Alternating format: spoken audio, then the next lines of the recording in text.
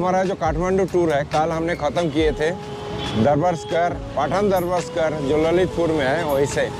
उसके बाद हमने होटल गया, होटल के बाद हमने रेस्ट किए। रेस्ट करने के बाद सुबह सुबह अभी जो टाइम है 8 बजे का समय है, होटल से चले थे 7 किलोमीटर आगे। अभी आज का जो जर्नी शुरू करने जा रहा है, यहाँ पे ये मेरा पीछे राइट हैंड साइड में बौद्धनाथ स्तूपा, इसी स्तूपा दर्शन से हमारा आज का जर्नी शुरू करेंगे। तो चलिए, ये काफ़ी बिजी रोड है। जस्ट रोड का साइड में गेट है, ऐसे ही एंट्री करना है। ये टिकट को पंच किया, देखिए, और साथ में एक पंपलेट दिया है बौद्ध स्तूपा, और ये सामने है बौद्ध स्तूपा। तो सबसे पहले आपको ये नज़ारा बुद्ध जी की मूर्ति चारों तरफ से दिखाई गया है, और यहाँ पे दिया जला के रखे और माथा टेकते हुए, और सामने देखिए रोलर है, आपको गुड लक रोलर, उसको घुमाते हुए आप आगे बढ़ते रहिए। और एक चीज़ हमने नोटिस किया, जैसे गेट से एंट्री करते हो ना, और आपका जो लेफ़्ट साइड है, इसी लेफ़्ट साइड से आप चारों तरफ घूम के आइए। जैसे लेफ़्ट साइड से सभी लोग जा रहा है, देखिए राइट साइड में कोई नहीं जा रहा है, इस तरफ कोई नहीं जा रहा है, सभी जाता है लेफ़्ट साइड में, देखिए। तो आपका जर्नी भी लेफ़्ट साइड से होना चाहिए। बौद्ध स्तूप के बारे में कहानी बहुत महत्वपूर्ण है और ये अविश्वसनीय रूप से प्रेरणादायक है। इसे सुनकर आप वास्तव में समझ जाएंगे कि इसकी परिक्रमा करने, इसे साफ करने और पूरे दिन और रात झाड़ू लगाने से क्या लाभ होता है। स्तूप का निर्माण एक माँ जतजिमा ने करवाया था, जो अपनी मुर्गियों की देखभाल करती थी। मुझे लगता है कि वे एक बेहद गरीब परिवार थे। वो एक स्तूप बनवाना बहुत चाहती थी, इसीलिए उसने नेपाल के राजा से जमीन लेने की अनुमति मांगी। आमतौर पर राजा ऐसी अनुमति नहीं देती, लेकिन किसी तरह से शायद उसके कर्म के कारण राजा ने कहा, ठीक है, ये किया जा सकता है। ये बात उसके मुंह से निकल गई। इसीलिए तिब्बती लोग इसे जारुंग कासोर चोटेन कहते हैं। जारुंग का मतलब है ये किया जा सकता है, और कासोर का मतलब है मुंह से निकल जाना। यही नाम है बौद्धनाथ स्तूप का। चोटेन का मतलब है स्तूप। गुंबदनुमा संरचना का काम पूरा करने के बाद माँ का निधन हो गया। उसके 4 बेटे थे और उन्होंने स्तूप का बाकी हिस्सा पूरा किया। इसे पूरा करने के बाद वे सभी उसके सामने खड़े हो गए और प्रार्थना की। सभी ने एक इच्छा प्रकट की। जब वे प्रार्थना कर रहे थे तो सभी बौद्ध और बोधिसत्व स्तूप में समा गई। इसी वजह है कि स्तूप का नाम सर्वव्यापी भी है। इसे इच्छा पूर्ति भी कहा जाता है, क्योंकि ये इतना शक्तिशाली है कि जो कोई भी स्तूप पर प्रार्थना करते हैं उसका इच्छा पूरी होती है। खास तौर पर जब आप पहली बार स्तूप को देखते हैं तो आप जो भी प्रार्थना करते हैं वो सफल होती है। हवाई जहाज से भी पहली बार आप देखते हैं तो आपको अपनी पूरी प्रार्थना करनी चाहिए। एक बजलियन नान जो कंगू थी इस कहानी को जानती थी। जब उसने पहली बार स्तूप देखा तो उसने मठ बनवाने का सक्षम होने के लिए प्रार्थना की। जब वो वापस गए तो सब कुछ हुआ।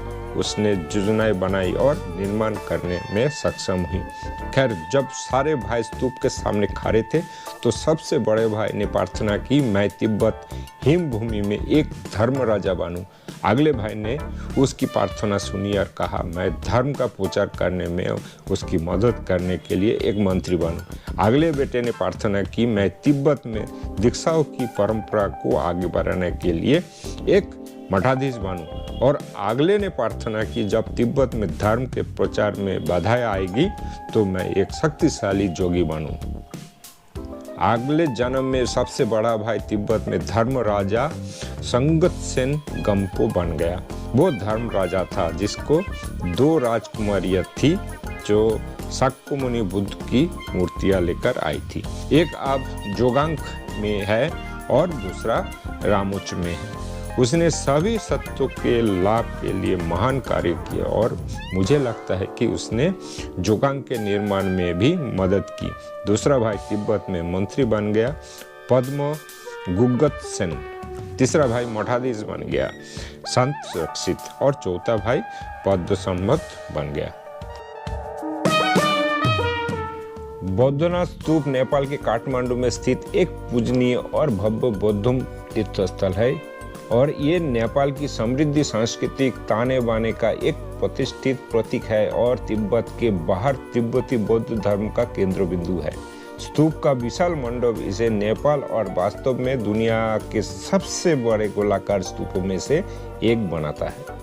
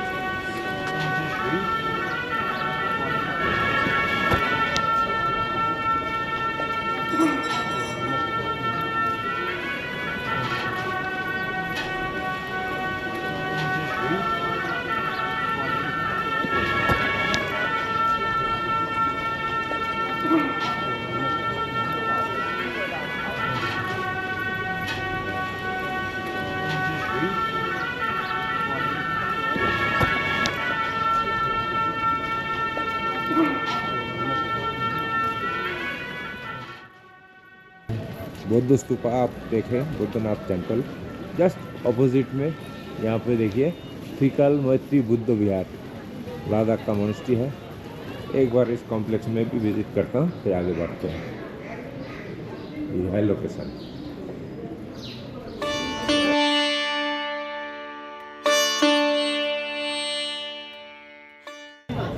तो दोस्त ये रहा बौद्ध विहार स्तूपा।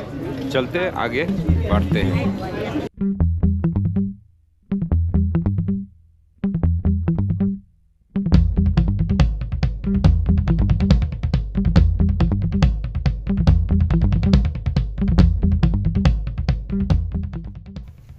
हमारा बाएं तरफ है एयरपोर्ट का बाउंड्री और गौशाला चौक पशुपतिनाथ मंदिर होते हुए अभी जाना है हमें भक्तपुर। तो चलिए भक्तपुर दरबार स्क्वायर, इसके बाद हम विजिट करने जा रहे हैं। और मेरा लेफ्ट साइड में एयरपोर्ट। यहाँ पे एक चीज़ नोटिस किया, मोटरसाइकिल यहाँ पे बहुत चलता है। और ये जो प्राइवेट कार है, जो हम टैक्सी अगर हायर करते हैं ना, छोटा छोटा टैक्सी मिलेगा जैसे ऑल्ट्रो और मारुति 800, इस टाइप का गाड़ी आपको ज़्यादातर यहाँ पे मिलेगा। दोस्त अभी हम लोग जो है ना, ये भक्तपुर बॉर्डर में अभी एंट्री कर चुके हैं और यहाँ से 6 किलोमीटर जाना होगा भक्तपुर दरबार स्क्वायर। और जस्ट मेरा लेफ्ट हैंड साइड में एयरपोर्ट का लैंडिंग एरिया। और देखिए मोटरसाइकिल यहाँ पे देखिए, इसी का जिक्र मैं बार बार कर रहा हूँ, यहाँ पे मोटरसाइकिल बहुत चलता है। तो हमने जो राइट साइड का हाईवे है उसको मैंने छोड़ दिया हूँ और लेफ़्ट साइड से जो सर्विस रोड है, इसी रोड पे मैं पहुँचा हूँ अभी फ़िलहाल। और यहीं से सीधा आगे जाना है दरबार स्क्वायर के लिए। ऐसे तो इसी रोड से भी जा सकते थे, लेकिन हमें पता नहीं था, तो हमें पूछने के लिए इधर आए थे। और सामने देखिए मर्ज हो रहा है ये रोड।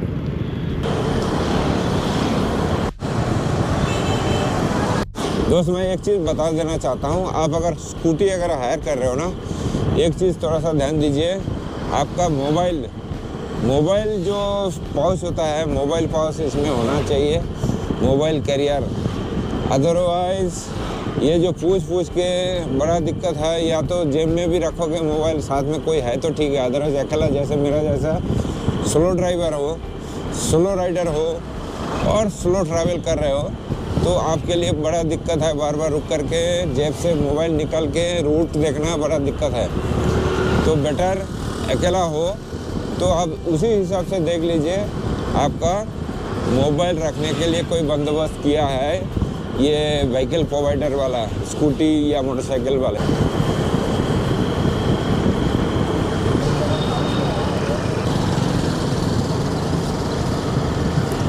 भक्तपुर जो दरबार स्क्वायर है वहाँ जाने से पहले ये आपको पॉन्ड देखने को मिलेगा।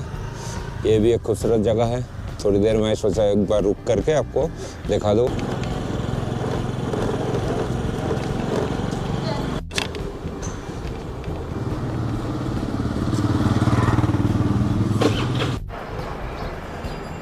और 10 किलोमीटर चलने के बाद अभी पहुंचा हूँ ये भक्तपुर दरबार स्क्वायर। ये भक्तपुर एक सिटी है just adjacent to the Kathmandu, और रोड कंडीशन हमने दिखा दिया है। बहुत ही सुंदर रोड है, यहाँ पहुँचने में कोई आपको दिक्कत नहीं होगा। और जब पहुँचोगे यहाँ पे सारे पार्किंग राइट साइड में है, यहाँ पे पार्क करिए मोटरसाइकिल वगैरह लेके आया हो तो। और उसके बाद ये व्यू सबसे पहले एंट्री पॉइंट से पहले ये व्यू आप देख पाएंगे। और यहाँ एंट्री के लिए आपको 500 रुपीज़ एज ए इंडियन आपको पे करना होगा। अदर कंट्रीज़ के लिए 1800 रुपीज़ पे करना है। और ये जो दरबार है सिमिलर टू द अदर दरबार, काठमांडू दरबार दिखाया मैंने, ललितपुर का दरबार भी मैंने दिखाया।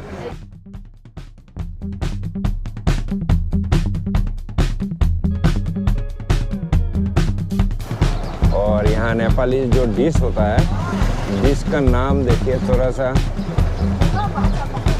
आपको समझ में आ रहा है क्या? पॉज करके देख सकते हो आप, मुझे तो समझ में नहीं आ रहा है।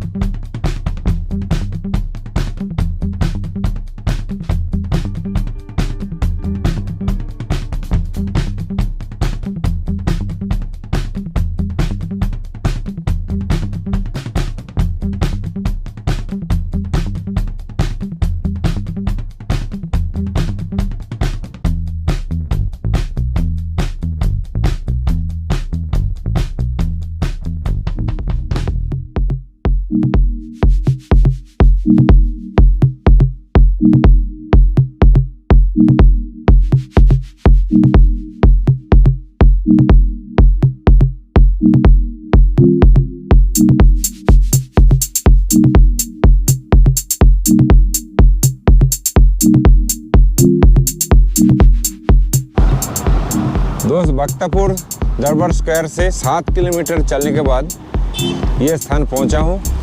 मेरा पीछे आप देख पा रहे हो, ये सांगा का शिव जी की मंदिर है। स्टैंडिंग पोजीशन में है शिव जी। अगर भक्तपुर में आते हो यहाँ पे भी एक बार आइए। देखिए वो सामने एक झूला भी है, उस झूला तक जाना होगा आपको। उसके बाद आप पैदल आगे ऊपर मंदिर तक आप जा सकते हो। और ये बहुत ही खूबसूरत एक जगह है। देखिए नीचे ये सिटी का व्यू आप देख पा रहे हो यहाँ पे भक्तपुर का। दोस्त मैंने इसमें ये मिड पॉइंट पे थोड़ा सा रुका हूँ। ये नेपाल का जो खेती बाड़ी होता है उसका बारे में मैं थोड़ा सा जानकारी आपको देना चाहता हूँ। मेरा लेफ्ट साइड में आप देख रहे हो काफ़ी खेती बाड़ी चल रहा है, यहाँ पे खेती हो रहा है। ये जो खेत है ना, यहाँ पे जो फसल उगाया जाता है ये बाहरी का लोग आकर के किराए पे लेते हैं। और यहाँ का जो ज़मीन का जो हिसाब किताब है, एक रोपनी का जो किराया है 25,000 साल के लिए, 13 रोपने में होता है 1 बीघा। कई पर्यटक आकर्षणों के साथ काठमांडू शहर बैकपैकर्स के लिए एक शानदार जगह है। वास्तव में नए आगंतुक के लिए शहर में और उसके आसपास फैले चौराहों, मंदिरों से लेकर ऐतिहासिक जिलों तक के विकल्प मौजूद है। ये कल्पना करना मुश्किल नहीं है कि तमिल यात्रियों के बीच पर्यटकों के जिले के रूप में क्यों लोकप्रिय है। हमारा काठमांडू टूर यही खत्म करेंगे। अगले एपिसोड में मैं आपको ले चलेंगे राम जी जहाँ पे हर धनु भंग किए थे। तो अगले वीडियो हमारा रहेगा जनकपुर का। साथ में चलिए और हमारा अगले वीडियो का थोड़ा सा इंतजार करिए। हमारा वीडियो आपको अगर पसंद आया तो एक लाइक जरूर कर दीजिए। चैनल को सब्सक्राइब नहीं किया तो सब्सक्राइब करें और साथ में बेल आइकन को भी प्रेस करें ताकि आगे बहुत सारे वीडियो हम अपलोड करेंगे उसका नोटिफिकेशन आपके पास पहुंचे। आज के लिए इतना ही। जय हिंद।